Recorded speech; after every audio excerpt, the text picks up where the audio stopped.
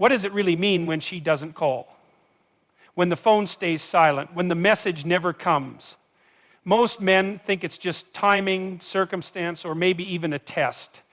But here's the uncomfortable truth. Silence is a message. It's not confusion. It's not mystery. It's clarity, delivered in the most brutal way possible. You are being shown your position in her hierarchy of values. And the worst part? Many of you pretend not to see it. You rationalize. You bargain with yourself. You say, maybe she's busy. Maybe she needs space. But the deeper psychological reality is far darker. Her silence isn't an accident. It's a decision. It exposes your fear of abandonment, your craving for external validation, your refusal to face your own loneliness. This isn't about her. It's about your willingness to tolerate uncertainty, to negotiate your self-worth. And until you confront that, you will remain trapped in relationships where silence screams louder than words. Have you ever stopped to ask yourself, what does silence actually mean? Not just any silence, the deliberate silence of someone who once claimed to care. That silence isn't empty, it's loaded, it's not neutral. It's screaming with meaning. And here's the truth you may not want to hear. When she doesn't call, when she doesn't message, when the phone remains silent, it's not because there was nothing to say, it's because there was something too difficult to confront. That silence is avoidance, plain and simple. And avoidance is one of the most dangerous psychological mechanisms we possess because it fools us into believing that the absence of a response equals the absence of a problem. The brutal reality is that human beings avoid what threatens their fragile internal narratives. If she reached out, she might have to face the consequences of her own behavior. The discomfort of accountability, the vulnerability of real intimacy, the confrontation with her own failures. So instead, silence becomes her weapon. Silence becomes her sanctuary. But what does that do to you?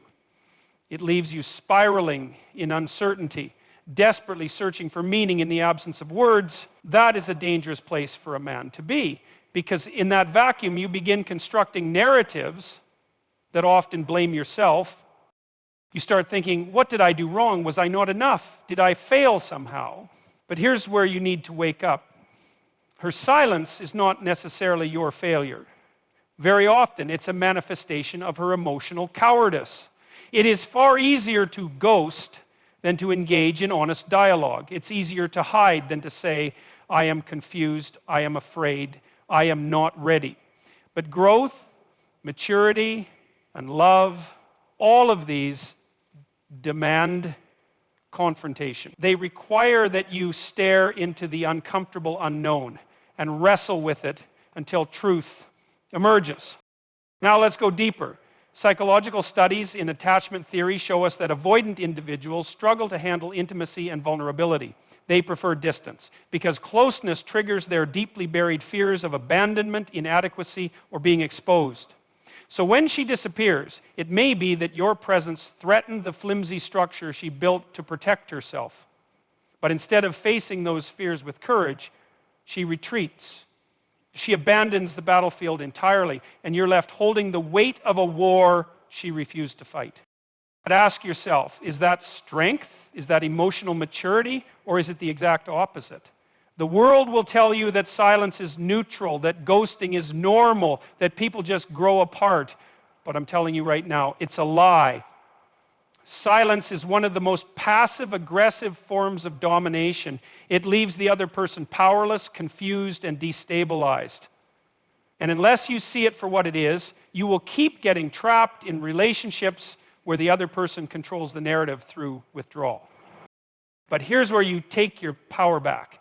You recognize that her silence is not a signal for you to chase, it's a signal for you to stand firm. You stop assigning responsibility for someone else's avoidance onto yourself. You confront reality with your eyes wide open. If a person cannot engage in uncomfortable conversations, they are not ready for the responsibilities that real love demands. And if you continue chasing those who retreat into silence, you are enabling their dysfunction while sacrificing your own dignity. Real relationships are built in the fires of vulnerability, honesty, and confrontation. They require uncomfortable conversations, not the safety of withdrawal. They demand responsibility, not emotional hiding. And let me say this as plainly as I can. Any relationship that requires you to tolerate silence in place of truth is a relationship that will eventually hollow you out from the inside. So here's your choice. Will you chase the silence, or will you confront the truth? Because the truth is where growth lives, the truth is where healing begins, and the truth is where your power as a man is forged. If she cannot face you, she was never strong enough to stand beside you. Why do we cling to people who choose to ignore us? That is the question you must ask yourself. Because every time you sit staring at your phone, waiting for a message that doesn't come, you are participating in a very dangerous psychological game, a game of self-betrayal. You are bargaining with your own dignity. And the truth is brutal.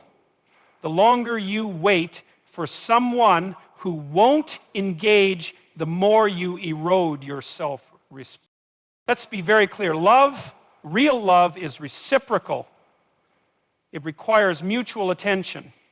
When someone ignores you, when they deliberately withhold communication, they are communicating something even louder than words ever could. They are telling you where you stand in their hierarchy of priorities. And if you allow that, you are consenting to be placed at the bottom. This is not just a relationship problem, it's an identity problem. You are revealing how you view yourself. Because a man who values himself refuses to tolerate neglect. He recognizes that affection that must be chased is not affection at all, it's control. And when you submit to that dynamic, you're not building a relationship, you're building a prison where your worth is determined by someone else's whims. There's a phenomenon in psychology called intermittent reinforcement. It's the most powerful mechanism behind addiction. You never know when the reward is coming. Sometimes she texts, sometimes she doesn't. Sometimes she's warm, sometimes she's cold. And that unpredictability hijacks your brain, just like a slot machine. You become addicted not to the person, but to the hope of a reward that might never come. Is that love? No, that is psychological manipulation. That is emotional chaos dressed up as romance. And if you do not see it for what it is, you will stay trapped in a cycle that destroys your confidence, sabotages your future relationships, and conditions you to accept dysfunction as normal. Now let's consider the consequences. The man who allows himself to be ignored repeatedly becomes smaller. He second-guesses his instincts, he suppresses his needs, he rationalizes mistreatment, and eventually he forgets what healthy connection even feels like. He becomes a shadow of who he once was. A man trained to beg for scraps of affection. But there's another path, a far more difficult path, the path of courage, the path of self-respect. The man who recognizes the truth refuses to compete for someone's attention. He understands that love cannot be earned through submission. He values directness, honesty, and reciprocity. And when those are absent, he does not chase, he walks away. You see, most people think that love is found through chasing, through proving yourself, through bending to fit someone else's comfort. That's a lie. Love is found in two people who are both willing to show up fully, to communicate honestly, to face discomfort together, to give and receive freely. If one person is always retreating while the other is always pursuing, that's not love. It's a power imbalance. Ask yourself, are you living like a man who respects himself, or are you gambling your emotional stability on someone else's indifference? Because here's the hard truth. If she truly valued you, she would not ignore you. She would not risk losing you by withholding affection. Her silence is not a test you need to pass. It's a statement you need to hear. Every time you tolerate neglect, you teach people how to treat you. You normalize being disposable. And the longer you stay, the harder it becomes to leave. But the moment you recognize your own worth, everything changes. You no longer beg for attention, you demand mutuality, and you no longer accept silence where there should be communication. So hear me clearly. When she chooses not to call, not to message, not to engage, she is making a choice. And your job is not to wait, Your job is to decide whether you will tolerate being treated as an option or whether you will finally choose yourself. Because the man who respects himself is never ignored for long. He's either valued or he's gone. Have you ever asked yourself why it hurts so much when someone ignores you? Why silence cuts deeper than words? It's not just the absence of communication that wounds you, it's what that absence represents. It's the brutal confrontation with your deepest fear, that you are not worthy of being chosen. And that fear doesn't come from the other person, it comes from inside you. Most men believe that if they just do a little more, or send one more text, make one more call, prove their value one more time, they'll finally receive the attention they crave. But that thinking is rooted in a devastating psychological error. The belief that love is earned through performance, that if you're good enough, you'll be seen.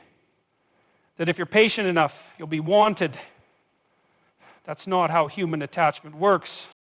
When someone chooses to ignore you, they are engaging in a power dynamic. They are positioning themselves as the one with options and you as the one desperate for validation. And every time you respond by reaching out, by waiting, by hoping, you reinforce that imbalance. You lower your own value. You teach them that your worth is negotiable. And nothing destroys self-respect faster than negotiating your own value. Consider this. When a person values you, truly values you, they are afraid to lose you. They understand the fragility of connection. They don't risk neglecting you because they know that respect is the foundation of intimacy. Indifference is not respect. Silence is not consideration. Avoidance is not love. Now, let's go deeper. Psychologically, what's happening is that you are allowing your emotional state to be controlled by someone who has shown you that your well-being is not their priority. That is the definition of emotional dependency. You're outsourcing your self-worth to another person's attention. And when you do that, you become emotionally enslaved. The consequences are profound. You lose your center. You become anxious, desperate, obsessive. You abandon your goals, your purpose, your discipline, all for the faint hope of earning someone's attention. And as you spiral downward, your capacity to attract genuine connection diminishes because confidence, true confidence, cannot coexist with desperation. But there's a way out, and it begins with reclaiming your agency. You must confront the truth that you cannot control another person's willingness to engage. You cannot force someone to value you. And if you try, you only degrade yourself further. What you can control is your standard. You can decide what you will and will not tolerate. You can choose to walk away from those who make you feel invisible. This is not easy. It demands that you face the terror of being alone. It demands that you confront the emptiness inside you that craves validation. But it's precisely in that confrontation that your character is forged. Because a man who can face his own solitude with courage is a man who becomes unbreakable. He no longer fears rejection because he no longer defines himself by anyone else's acceptance. And here's the paradox.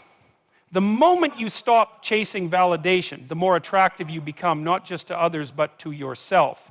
You move from being a man who waits to be chosen to a man who chooses. You become sovereign. You radiate strength, stability, and clarity. And those are the very qualities that draw healthy, reciprocal relationships into your life. So ask yourself, are you the man who begs for attention? Or are you the man who commands respect through his unwavering sense of self-worth? Because in the end, the people who ignore you are not your problem. Your problem is believing you need them. And when you finally grasp that, when you finally let go of that need, you will experience the most profound freedom a man can ever know. The moment you stop seeking validation is the moment you become untouchable. Why does it torment you so deeply when someone withholds their attention? Why does their silence echo so loudly inside your mind? It's because attention fundamentally is not neutral. It's a form of recognition of existence. When someone refuses to engage, they're not simply being passive. They're denying you the basic affirmation that you matter, and your psyche interprets that as a direct threat to your value as a person. Human beings are wired for social validation. Evolutionarily, exclusion meant death. To be ignored was to be cast out of the tribe. Your nervous system reacts to rejection as though your very survival is at stake. That's why it hurts so much. That's why you feel desperate, panicked, even humiliated. But here's the brutal truth. Most people aren't consciously aware of the power they hold when they ignore you. They're not calculating your destruction. They're simply responding to their own priorities, their own chaos, their own indifference. And yet you feel crushed. Why? Because you've allowed your internal narrative to attach your worth to their response. That's the real tragedy. The devastation doesn't come from their absence. It comes from the story you tell yourself about what their absence means. You tell yourself you're not good enough. You tell yourself you failed. You tell yourself you're unworthy of love. And with every repetition of that story, you dismantle your own dignity. But let's get painfully honest. There's another layer here. It's even darker. Often we tolerate being ignored because we're afraid of confronting the truth that we've chosen people who don't actually value us. We would rather endure the slow torture of being disregarded than face the existential terror of being alone. We cling to the fantasy of potential. The idea that maybe if we're patient enough, if we're accommodating enough, they'll finally recognize our worth. But that's a lie. A poisonous, self-deluding lie. You see, genuine connection is never born from one-sided tolerance. It's built on mutual investment, mutual vulnerability, mutual responsibility. If someone is capable of ignoring you, of neglecting your emotional needs repeatedly, they are showing you clearly that you are not a priority to them. And every time you excuse it, you betray yourself. You teach them that your boundaries are flexible, that your self-respect is negotiable, and that lesson will be exploited. Now, contrast that with what happens when you reclaim your self-respect, when you decide that your peace, your emotional stability, your integrity are non-negotiable, when you no longer tolerate silence as a form of control. The moment you choose to walk away from someone who disregards you, you experience a terrifying freedom. It's terrifying because it forces you to stand alone, but it's freedom because you're no longer enslaved to someone else's indifference. And here's the paradox. Strength attracts respect when you establish firm boundaries, when you refuse to chase those who disregard you. You signal an unshakable confidence, and that confidence is magnetic. People respect those who respect themselves. Those who compromise themselves for scraps of attention only invite further neglect. Ask yourself, do you want to be the man who waits hoping for validation, or the man who moves forward unbothered by those too blind to see his worth? The answer to that question will define the quality of your life. Because in the end, being ignored isn't the problem. Needing not to be ignored is the real prison. And freedom begins the moment you realize that your value was never dependent on anyone else's recognition in the first place. The second you stop explaining your worth to those blind to it, you begin to live like a man who cannot be broken. Have you ever asked yourself why you tolerate inconsistency from people you care about? Why do you excuse the mixed signals, the broken promises, the sudden silences? The hard truth is because you're addicted to potential. You are not responding to reality. You are responding to the fantasy of what could be if only they finally woke up and saw your worth. But that fantasy is a trap. It's not love. It's a form of self-deception. You stay because you're afraid to confront the most terrifying question of all. What if they never change? What if this is all there is? What if their indifference is permanent? The brain hates uncertainty. It craves resolution. So instead of accepting the painful reality, you bargain with yourself. You invent reasons for their silence. You tell yourself they're busy, overwhelmed, scared, not ready, but deep down you know better. You feel the emptiness of their absence. You feel the sting of being made an option rather than a priority. And still you stay, hoping. That hope becomes the very mechanism of your suffering. It's not noble, it's not patient. It's a form of psychological masochism. You become complicit in your own emotional imprisonment. And the longer you stay, the more your self-respect erodes. Because every unanswered message, every missed call, every broken commitment whispers a brutal message into your soul. You are not worth consistency. But that is a lie. a corrosive lie that you reinforce every time you tolerate it. What you're really facing is not their silence, it's your unwillingness to face abandonment. You fear being alone more than you fear being disrespected.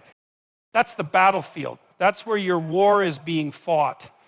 And it's not a war against them, it's a war against yourself, against your need for external validation, against your addiction to comfort over truth, against your unwillingness to confront pain head-on and reclaim your sovereignty. Real strength is not the ability to endure mistreatment. Real strength is the capacity to walk away from what diminishes you, to say with finality, I will not be a participant in my own devaluation. And here's the paradoxical beauty of it. The moment you finally detach from someone's inconsistent behavior, the moment you sever your need for their attention, you gain power, not over them, but over yourself. And that power is unbreakable because it comes from within. You become independent of their choices, independent of their chaos, independent of their validation. And when you stand in that space, fully autonomous, fully dignified, you no longer attract relationships based on need, you attract relationships based on mutual respect. You attract people who recognize your value because you've demonstrated it to yourself first. Do you understand how powerful that is? Do you see the depth of freedom in that posture? This isn't about teaching someone a lesson. It's about never again sacrificing your peace to appease someone else's indifference. You cannot save people from their own immaturity. You cannot make them love you by tolerating disrespect. You cannot heal yourself by enduring their absence. The only healing comes when you confront the truth head on and choose yourself. Choose your peace, choose your worth, choose your life. Because at the end of the day, the person who can sit in silence, not waiting, not hoping, not negotiating, but fully at peace with themselves, is the person who is truly free. And freedom, my friends, is the highest form of power.